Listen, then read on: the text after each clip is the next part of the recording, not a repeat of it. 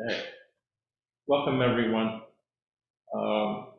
This is the fourth day of our retreat here. And Shikan gave a wonderful talk a few days ago about fear of losing his son, almost losing his son to a car accident, and the fear of failure, which we all recognize. And then Sensei gave a wonderful talk yesterday also about fears, using Kungpa Rinpoche's book, Smile of Fear, as a way of talking about how we begin to work with fear more skillfully and with more compassion, I think, too.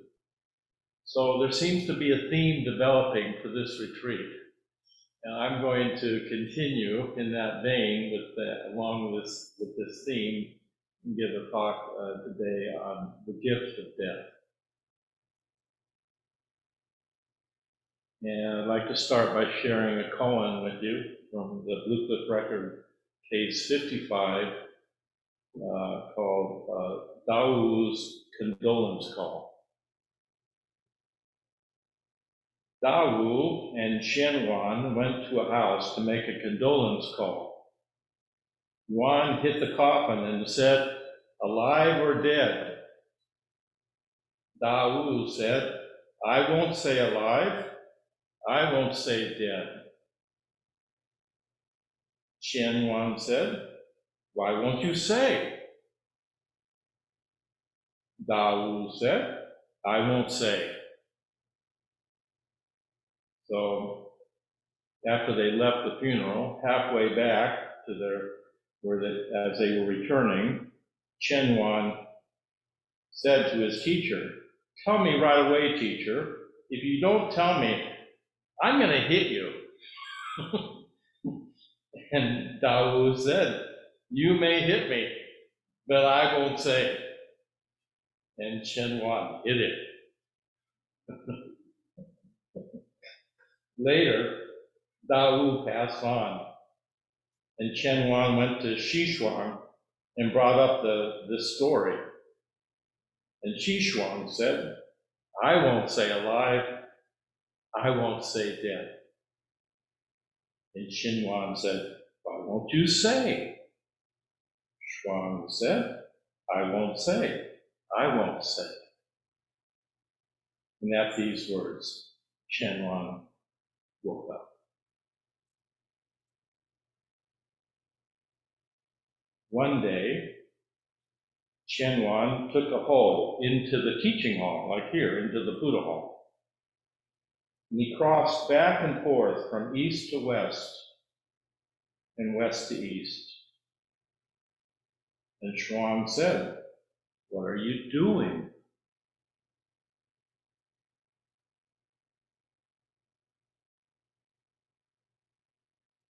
Qianwan said, "I'm looking for the relics of our late master." Xishuang said, "Vast waves spread far and wide. Foaming billows flood the skies. What relics of our late master are you looking for?"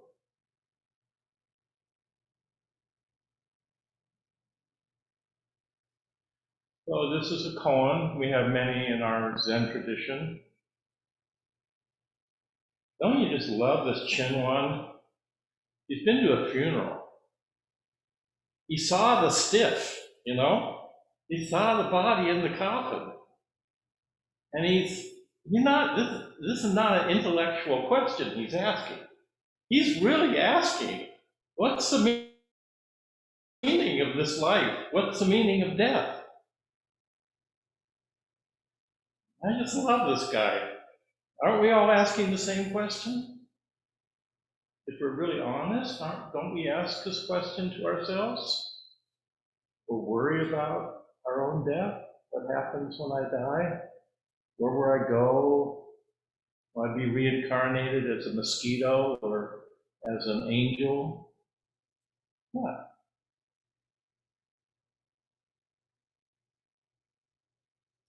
So this Shenwan, he's trying to enter the gateless gate. This is our practice. Zen practice is to come to terms with life and death, our life, our death, your life, your death.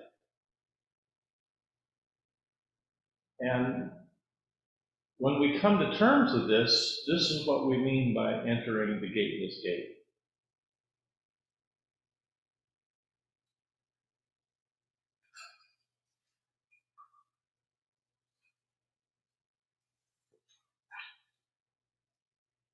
I lost my father, it's now 50 years ago. I was just starting my practice in the early 70s at the Zen Center in Los Angeles, and my father and mother lived in Fullerton in Southern California, and my father came down with a kind of leukemia, lymphoma, and each weekend I would drive back to the house in Fullerton and see my father. And he was confined to a bedroom in the house. And my father, who was a engineer, did not have an artistic bone in his body, started painting in oils. And my mother and he had taken a trip to Japan, and he took photographs of these beautiful Zen temples, and he would kind of paint by numbers. He'd have a canvas there, and after a while, he couldn't, because he was on chemotherapy, he started to lose you don't realize this, how much we take for granted, but he lost the feeling in his toes, so he had to use a cane, because he couldn't walk, he couldn't stand upright. And he lost the strength in his hand, so he was painting with the oil paints come in these tubes, and you have to unscrew the cap, but he couldn't do it with his hand, so he had a pair of pliers, and he would unscrew them, and he would paint. He'd paint by numbers, these little paintings from his trip to Japan. And things progressed, and I watched my father deteriorate. I watched him dying, in the process of dying. I was able to observe that slowly over time. And I wanted to talk about it to my parents, but they didn't want to talk about it.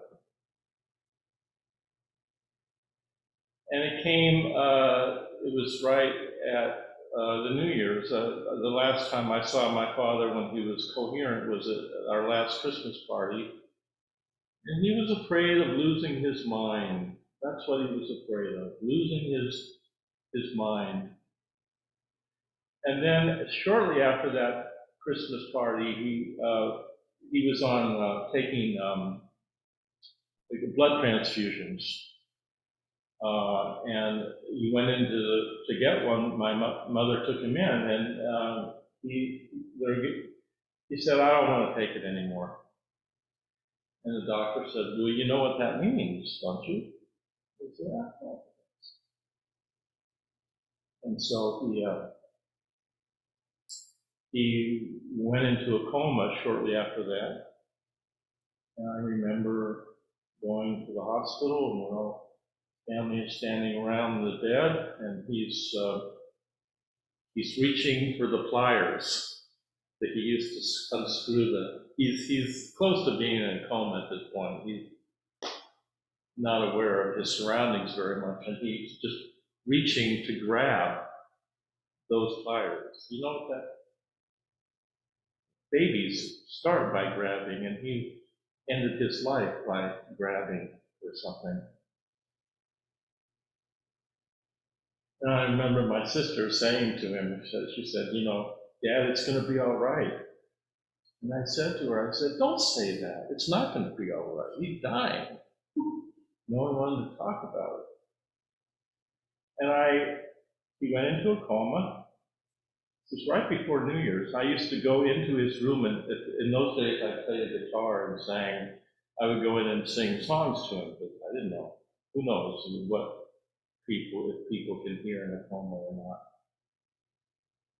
And it came to I could see from observing him that he was close to passing. And it was actually New Year's Eve, strangely enough. And I was in the room alone with him, and I could see his breathing was getting very, very shallow.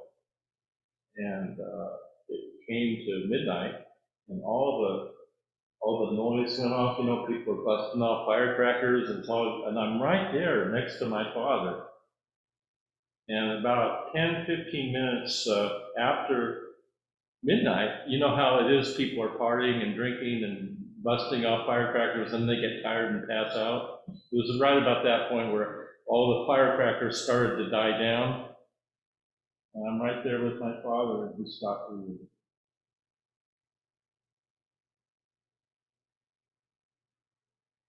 And that moment was a gift.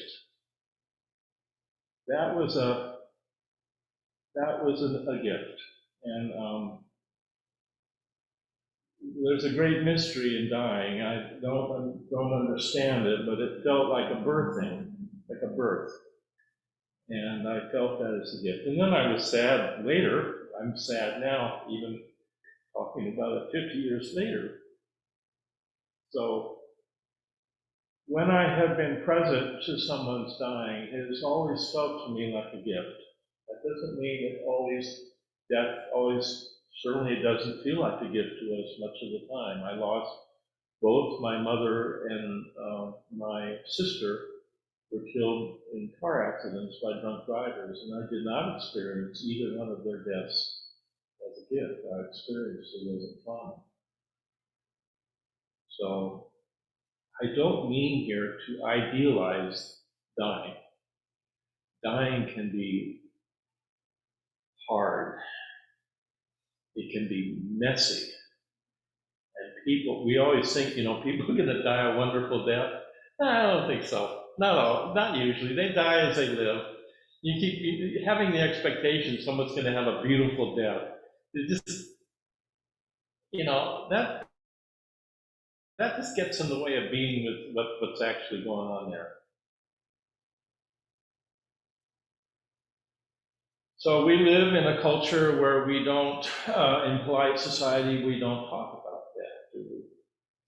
You don't go to cocktail parties and talk about death. We don't think of death as a gift.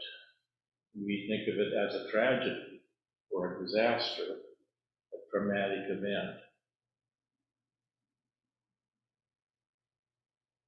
So what is it? Is it a gift, or is it an interruption of our project of becoming alive or dead?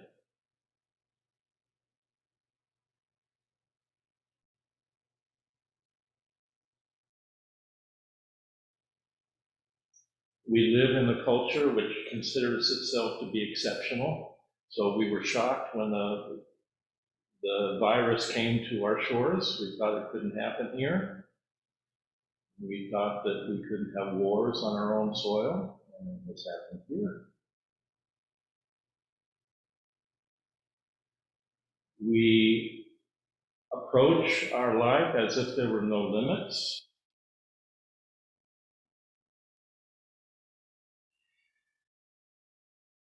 And that our life should somehow be free from disruptions and limitations. It seems like we've made so much progress in so many areas. Our ambitions are boundless and insatiable. So we have many projects and irons in the fire. And yet there's one thing we haven't counted on: death. It sticks on the tongue. We whisper the word, hoping no one will hear. It's embarrassing. And if we talk to our children about it, we might even be considered irresponsible.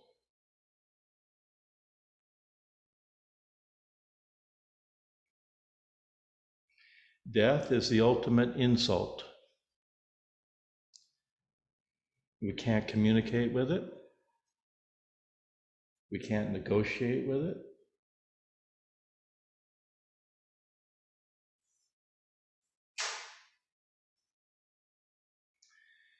It has a finality to it. We associate all that's hopeful and promising with life and all that undercuts it as death. But according to my tradition of Buddhism and Zen, death is what happens when you get what you want.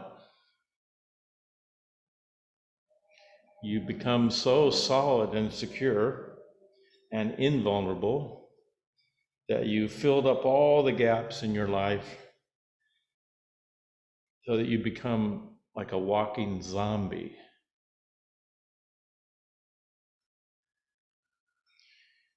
You've banished all embarrassment, pain, doubt, disruption, uncertainty.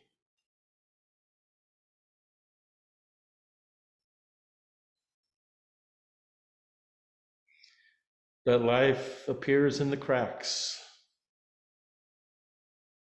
Life shows up in the cracks.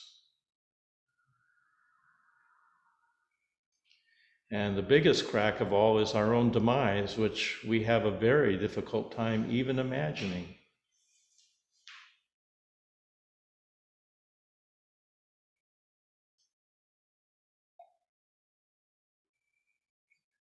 So the biggest project we're all working on is this self that we have constructed and the identities that we have, the roles that we play.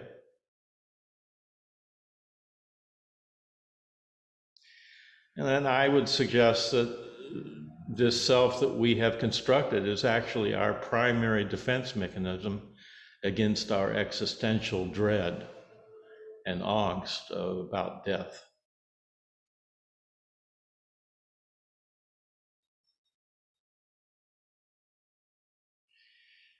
Ernest Becker wrote many years ago a wonderful book called The Denial of Death. And he said, consciousness of death is the primary repression, not sexuality, as Freud had thought. And then, like Becker, Robert Kostenbaum said, the fear of death is not to be explained away as a superficial representation of a deeper conflict. Quite the opposite. Anxiety, all anxiety is rooted in the awareness of our mortality.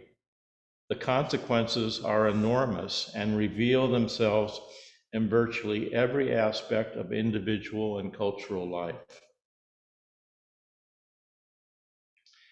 So, to ease this anxiety, we have all kinds of strategies for working with this angst. We distract ourselves, we numb ourselves.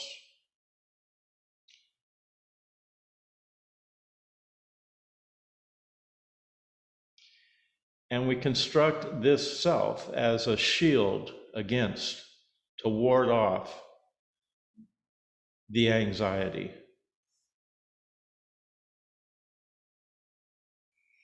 And then when death shows its head, we're shocked. How could this be?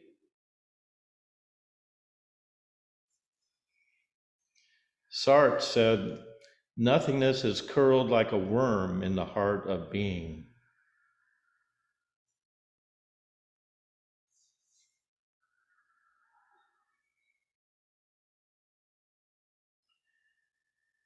There's a lot of trauma in our culture right now, a lot of anxiety, a lot of uncertainty.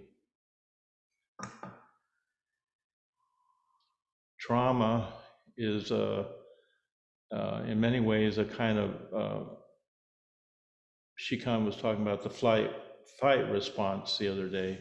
We have this flight, our evolutionary biological reaction to danger is flight or fight. And the reaction, I think, of trauma is mostly one of freezing. You can see this in nature when an animal is afraid, they will freeze.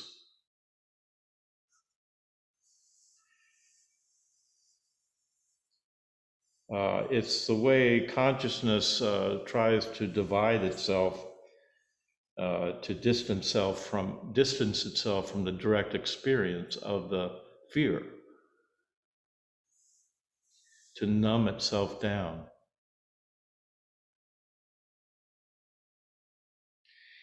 We could say it's like a disassociation from the body, because the trauma is held in the body, and when it's frozen in the body, it remains there.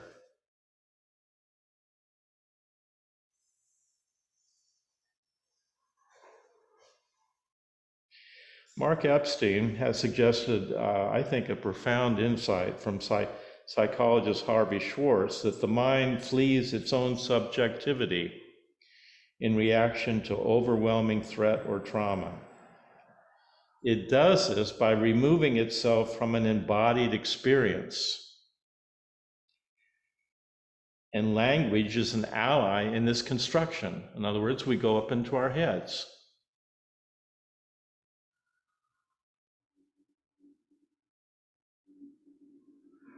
James Joyce put it this way: Mr. Bloom lived a short distance from his body.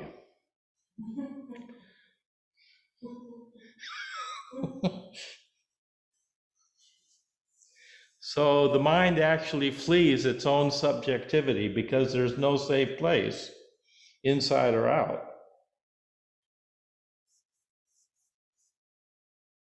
And so it removes itself from the embodied experience.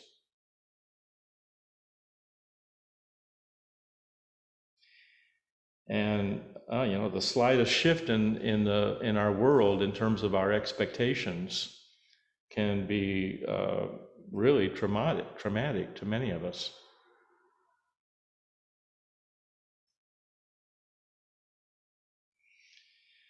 Mark Epstein went on and said, the character armor that hardens muscles while protecting people from being emotionally hurt also limits their availability to life, to love, to themselves and to others. Heidegger said much the same thing. He said our fear of life is a fear, our fear of death is a fear of life.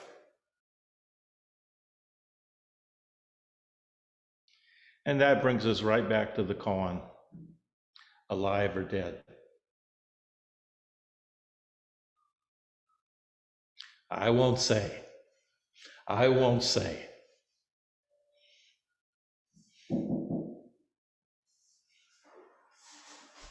And the student hit the teacher.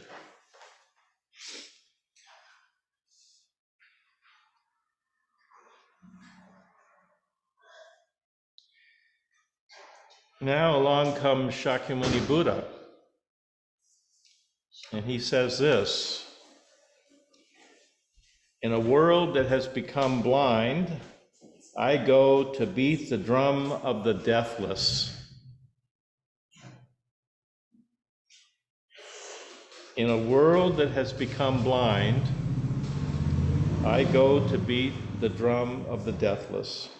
And in the Anguttara Nikaya Sutra, it says, mindfulness of death, when developed and pursued, is of great fruit and great benefit. It gains a footing in the deathless as its final end. Therefore, you should develop mindfulness of death. And we know there are practices, especially in the Tibetan tradition, of being in the carnal grounds as a way of practicing being present to death.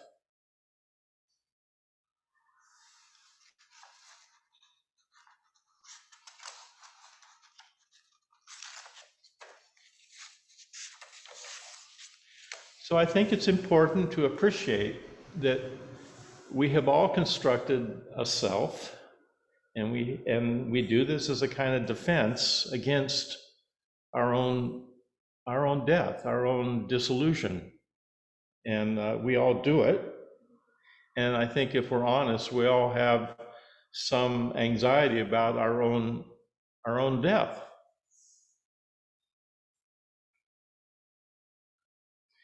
And the point of this spiritual practice this journey that we're on, is to actually come to terms with the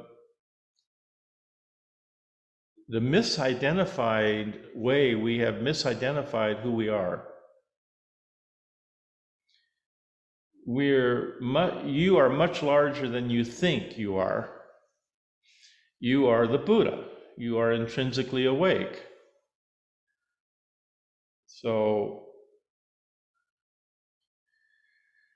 And you can't gain this, you can't lose it, you can't possess it. You are already intrinsically awake as you are. And this true nature, your true self, is unborn. It's deathless. It's beyond space and time. You can't know it intellectually. You can only see it and live it.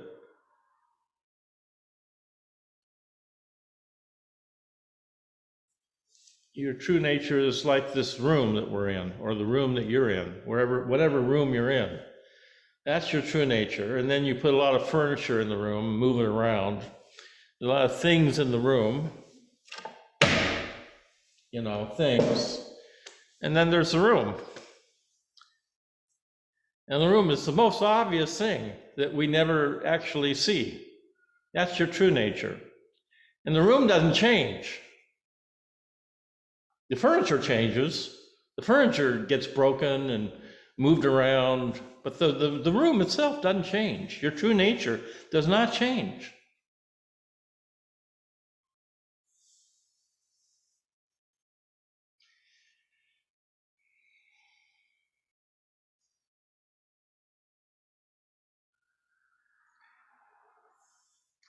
There's a Japanese term, soji, which means birth, death. They're a package deal. They come together.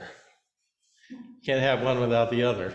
I just want the life without the death. It's like Woody Allen said, I'm not afraid of death, dying. I just don't want to be there when it happens.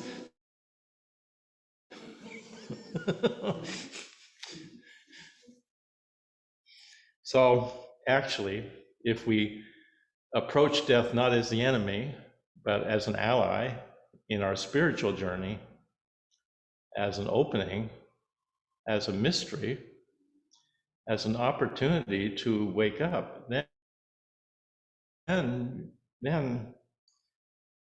death can be a gift, even a gift of joy. What in Buddhism we call the unborn, or the deathless. Joy is a meeting place of deep intentionality and self-forgetting. Forgetting the self, dropping off body and mind. Isn't that what we're doing in Sesshin? Isn't that why Sesshin retreat is so wonderful, is that we begin to forget ourselves. And in the forgetting, there's joy right here, right now. There's humor, there's laughter, there's sadness, tenderness.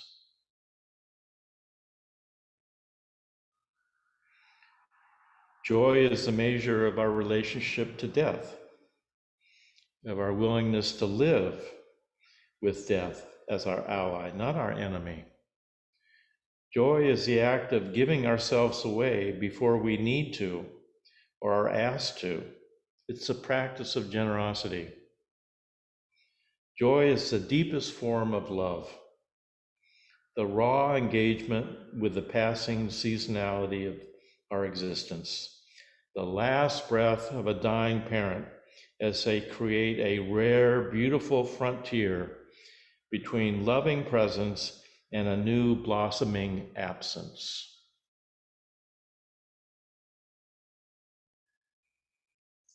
Antonio Porcia said, my great day came and went. I do not know how, because it did not pass through dawn when it came, nor through dusk when it went.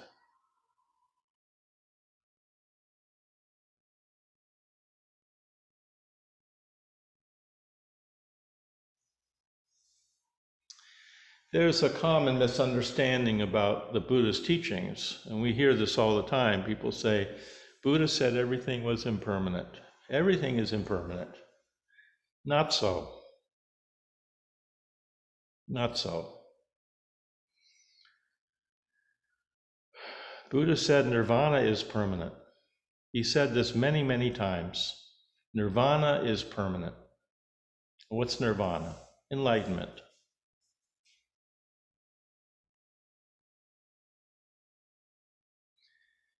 Enlightenment is permanent because it's unconditional. You and I, we're conditioned. We have all kinds of projects and agendas and stuff. But the Dharma is not. And that's why we take refuge in the Buddha, Dharma, and Sangha, because that's unconditional. That does not change. It's been the same for thousands and thousands of years. It's the room that we put the furniture in.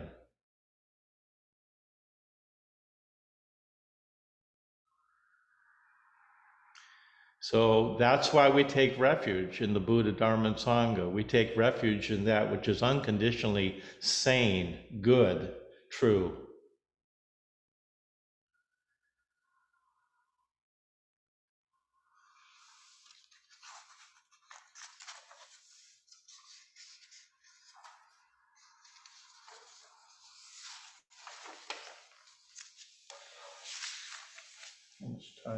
What's time? So let me share with you another koan from our tradition. Sorry, I wasn't able to share that for you. Uh-oh. Do I speak back?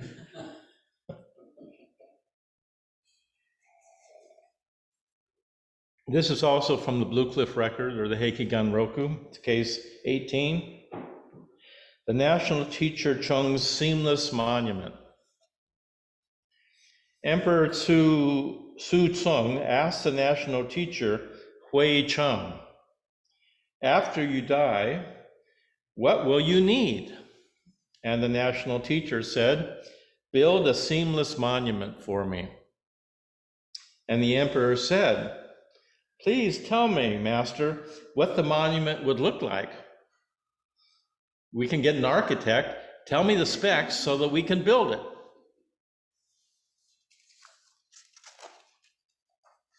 The national teacher was silent for a long time.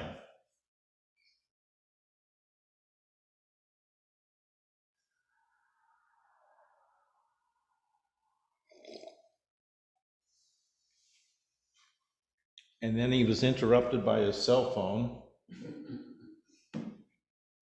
And then he asked the emperor, he said, do you understand? And the emperor said, no, I don't understand. I haven't got the specs yet. Where's the architect? Where's the blueprint? And the national teacher said, I have a disciple to whom I have transmitted the teaching, Tan Yuan, who is well versed in this matter. Please summon him and ask him about it. So after the national teacher passed, the emperor summoned Tan Yuan and asked him what the meaning was of this. And Tan Yuan said, he recited this beautiful poem, south of Shang, north of Tang, in between there's gold sufficient to a nation. Beneath the shadowless tree, the community ferry boat. Within the crystal palace, there's no one who knows.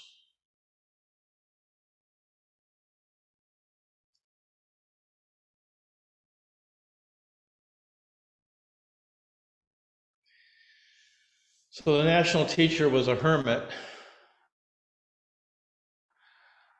for probably 40 years of his life, and there were a lot of hermits like this in China. And they did not want to come down into the political turmoil of into the palaces and all the intrigue. They enjoyed being hermits. And the emperor kept finally persuaded the national teacher to come out of his hermitage and come down into come to the White House and be his I don't know, spiritual advisor. And then just as soon as he gets there, he says, "And what can I do for you after you die?" And so we have this koan in this story.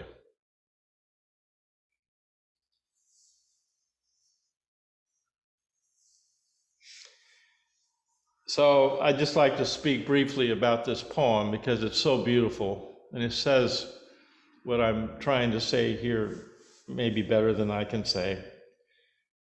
South of Shang, north of Tang, he's talking about rivers, areas in China.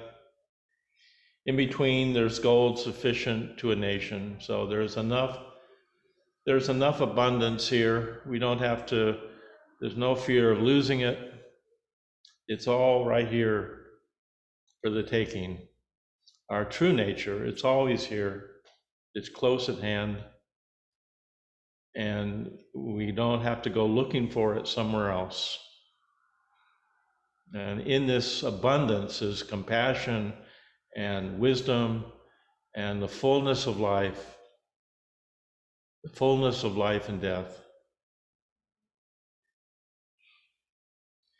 And then the next line, he says, beneath the shadowless tree, the community ferry boat. So a tree that doesn't cast a shadow is talking about non-duality.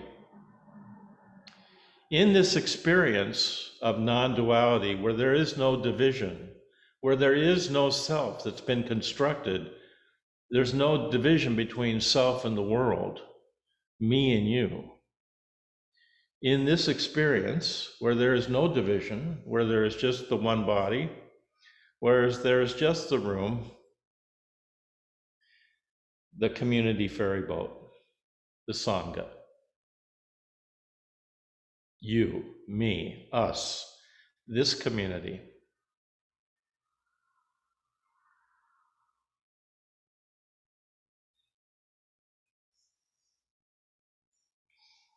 This is where our community arises from, is from this experience of no division. We're not building this community based on comparing ourselves against somebody else. The non-believers, the non-Zen people. We don't think like that. There's no comparison to be made. There is just the harmony of this community, the Sangha. And whether you're on Zoom or you're in this room in Oak Park, we're all together in this community together. And it is a great treasure. I can't tell you how wonderful it's been to be in this retreat again after 14 months of sequestering ourselves and being able to go upstairs and eat a meal together in silence has been the most touching and beautiful thing for me, just to eat a meal with you in silence. And I realize how much we take this for granted, but it's a beautiful thing to be together in a community like this. Beneath the shadowless tree, the community ferry boat. Within the Crystal Palace, there is no one who knows. Even in the Crystal Palace, even in the White House, even in this Buddha Hall, there's nobody that knows. Even in the palace of the Dalai Lama, nobody knows.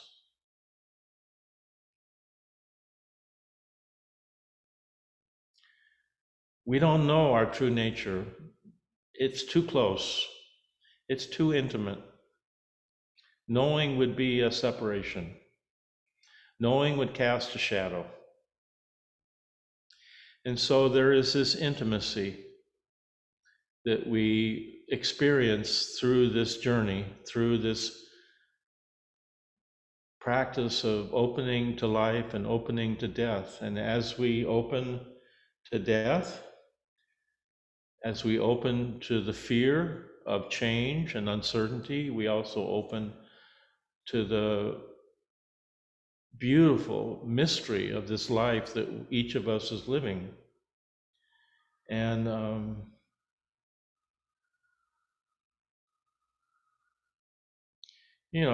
word for Sesshin translates as to unify the body and mind. So Sensei and Sesshin were talking a lot the other day about embodiment. So again, realize that when we are afraid, when we are traumatized, we lose track of the body. And so when we're sitting, we become more and more embodied. And this embodiment is a great wisdom and a great source of groundedness and calmness and peace. And when we flee from the body, we have no resources to work with the fear. So we think I have to figure something out and know something. It's not like that. Waking up is just kind of remembering yourself, remembering who you are, who you've always been. You're the seamless tomb.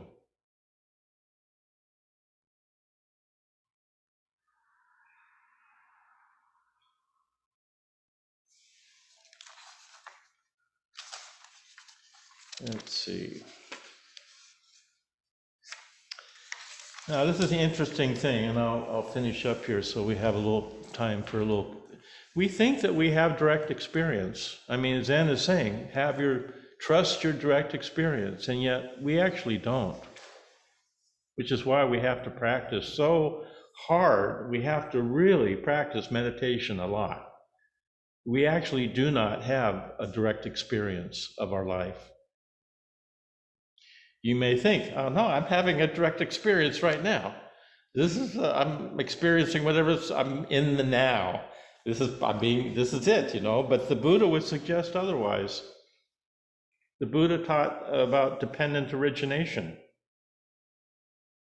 And so according to that teaching, the moment of our perception, or to be more specific, our concrete moment of contact between a sense organ and a sense object is already preceded by several layers of mind moments, all driven by ignorance and craving. Ignorance, volitional formation, consciousness, name and form, and then the six senses enter in. So by the time we've had a perception, it's already been preceded by ignorance and volitional formation.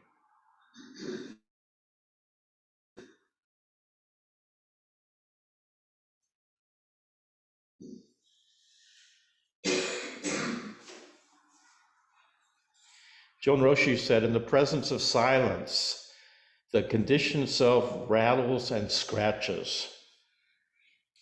It begins to crumble like old leaves of worn rock. In other words, this self begins to crumble when we actually inquire deeply by sitting still in silence with ourselves, which you have discovered is not so easy to do, which is why we have a retreat with structure and schedules to create a container, to hold you in this container so that you can continue doing this meditation practice. And if you do this and you continue, you begin to see that the self that you thought was so solid is not. And this is the beginning of being liberated from suffering, because the ultimate source of suffering is the self we've constructed. It's based on fear. And when you begin to soften and see that this self is not, you're not a noun, you're not a thing, you're not defined by your name or even your stories. When you begin to see that, then you have a glimpse of the possibility of being free and to be free of fear, to be truly liberated.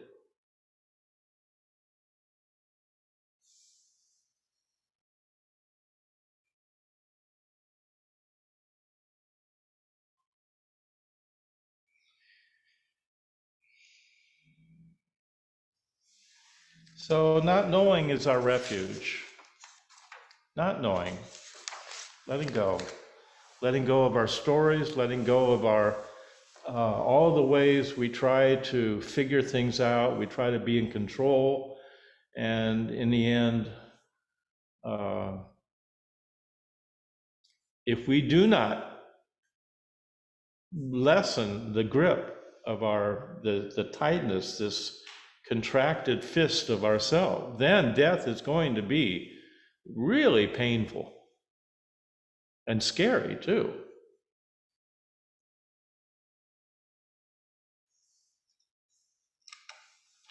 So I'll finish with let's see, there's another quote here which is pretty good. See if I can find it.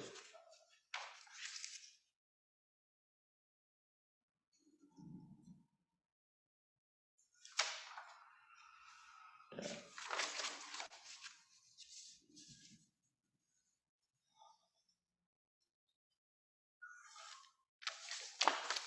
So I think that's probably enough for one morning.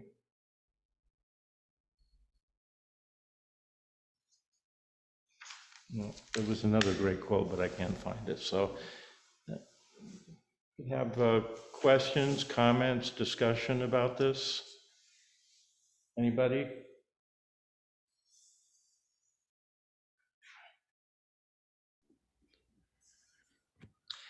Robert? This would be a good topic for a workshop sometime. What? This would be a good topic for a workshop sometime, mindfulness of death. Yeah. Yeah, we did a workshop on death and dying many years ago at the Zen Center. I've been thinking about doing something like this again.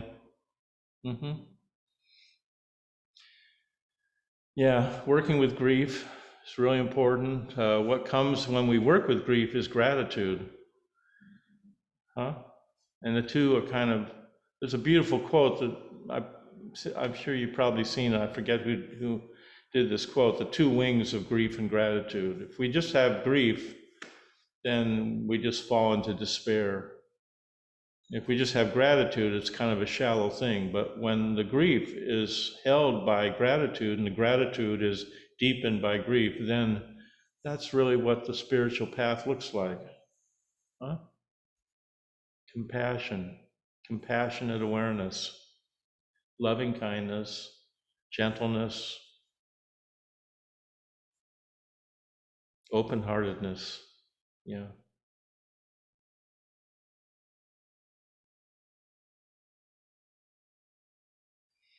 No, I find it's a little hard to talk to you both. I'm looking at you folks on Zoom, and then there's you in the room. And normally I would be looking at you, but I'm looking kind of at the screen, and then it's a little odd doing this hybrid thing, but I'm getting used to it.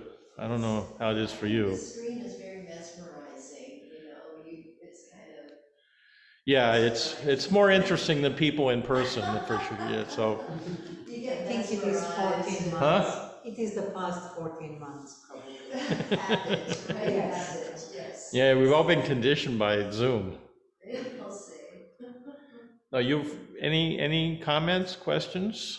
Yes, so, it's more comment about the ego, the self, so the main thing is that the ego is afraid of that it's not real.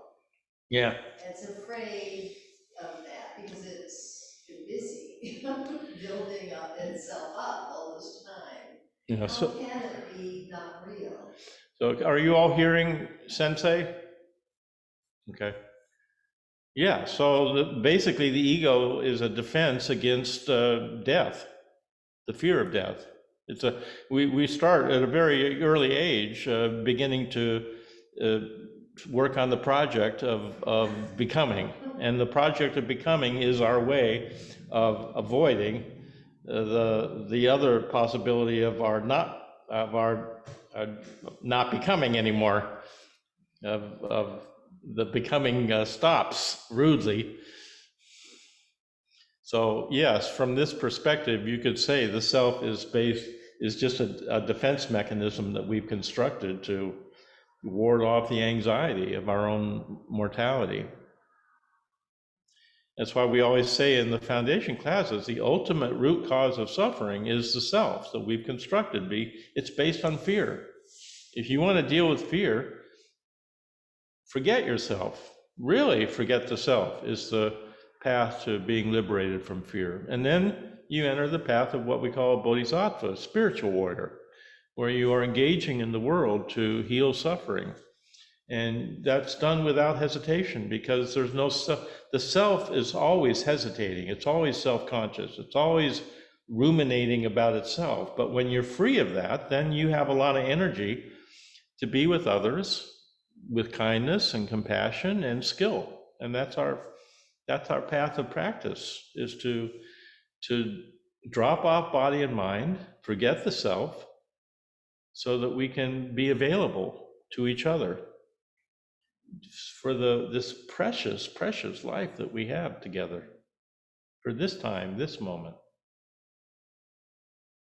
So as I was saying, I think I didn't get through the whole thought. Sesshin means to unify the body and mind, but we often translate that as to touch the mind. So there's a kind of intimate quality about that. And if you've been in this retreat for some days now, I think you understand what that's about, that intimacy that we get from this practice. It's a beautiful thing. By sitting still in silence, you start to touch the mind.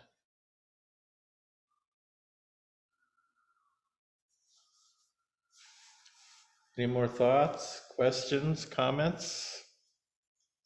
So, dropping the ego is quite a project.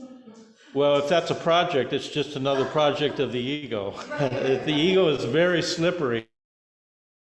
I know, Very slippery slope here. yes. So we would call that spiritual bypassing, or spiritual materialism is what Trungpa called it. You use the spiritual path just to reinforce the ego. You collect all kinds of books on Zen, and you collect all kinds of beautiful Buddha statues and crystals and mala beads, and you have all these things you've collected, but you've never actually let go of anything.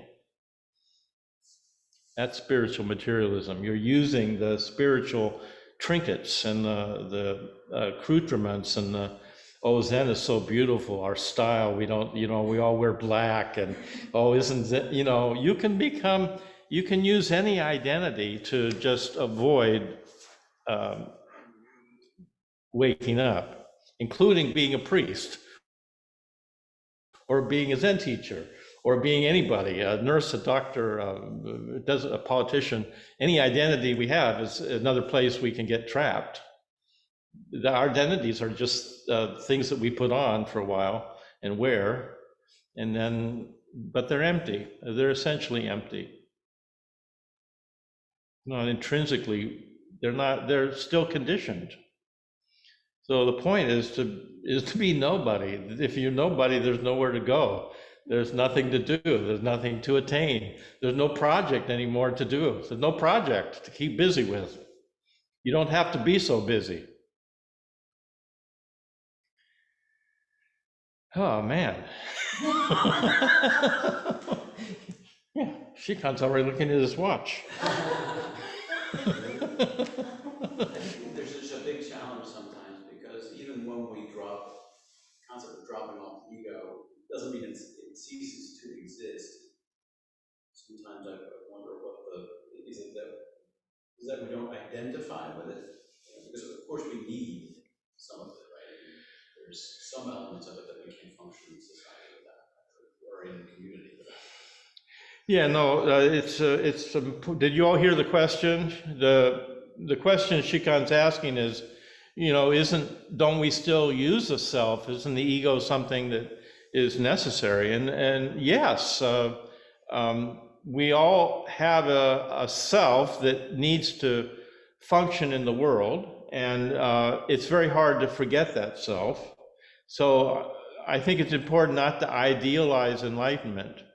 We're not suggesting that we're going to drop off body and mind for all time and never ever again think of ourselves. That's just not realistic. We're going to but you have a glimpse of it. And the more you can forget the self, the more joy you will have. And so I would maintain that the self that we have constructed is not very efficient and tends to get in the way. And the more we can act from a place of a deeper intention and freedom from self consciousness, that self, then the more effective we'll be in the world. But when we're younger, we need ego to grow up and to find our way in the world, to separate from our parents. That's all psychologically important. But as we get older, you also see that this ego we've constructed is really inefficient and is causing a lot of suffering. So it's the primary point that we're working with in practice. But I think it's important not to idealize this and say, oh, waking up is, when I wake up, I will never ever again be selfish. I'll never have a selfish thought, or I'll never have desire. But that's not realistic, and that's not helpful. Don't burn your birth certificate. Huh? Yeah, don't burn all your bridges once you start this practice. Don't give up everything. You keep something in the bank. Yeah, so I think it's important not to, the ego, the point here is that the ego isn't bad. It's just it's not real. If we're talking about the ultimate nature of reality, things in the ultimate sense, the ego is simply not real. In the relative sense, we have to negotiate all kinds of things in the world, and in the relative experience of differences, now we have identities, we have roles, we have ego. But again, even from this place of having seen what the ego is, it's not taken so seriously. It's used, it's kind of like a tool you pick up in the garden with, but when you're done, you put the tool back in the garage and forget about the thing, because it just helped you dig the hole, but then forget.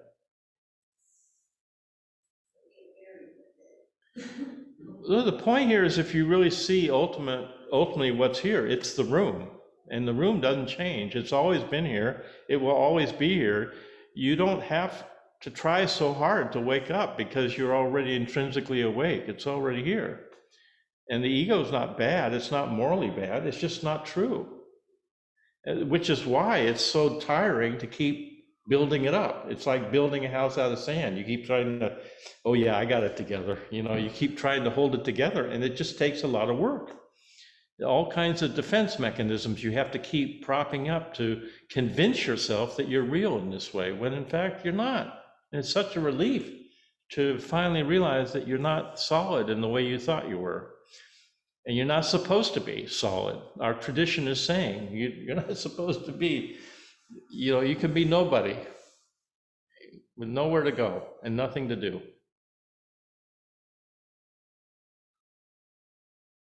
I remember a story of Trungpa was sitting out on his porch with a teacher from Tibet who was visiting, and they were just sitting there for a long time in silence. They were probably drinking sake. And he looked over, and Trungpa, this guy was Tibetan, I guess he didn't speak English or something, and he looks at the tree and he says, they call that a tree. And more silence.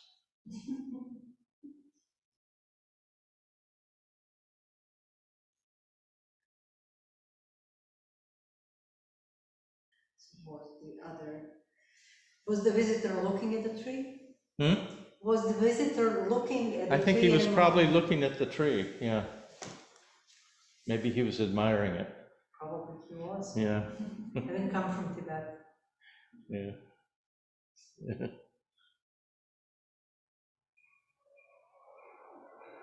Oh, June is getting fancy with the camera. We really are seduced by the TV. We're all looking at you. We're not even looking at each other in the room. We're all looking at all you on the TV screen. Is there anything more you want to talk about here concerning the subject? questions, comments? So please, we're on the 4th day. We have a few more days left to go. Please take good advantage of this retreat. It's really rare that we have an opportunity to take this kind of backward step in our lives and have a time and a container to be in where we can be still and be intimate with our experience as it is moment by moment. And we generally would not, you would probably not do this by yourself. But because we have a community,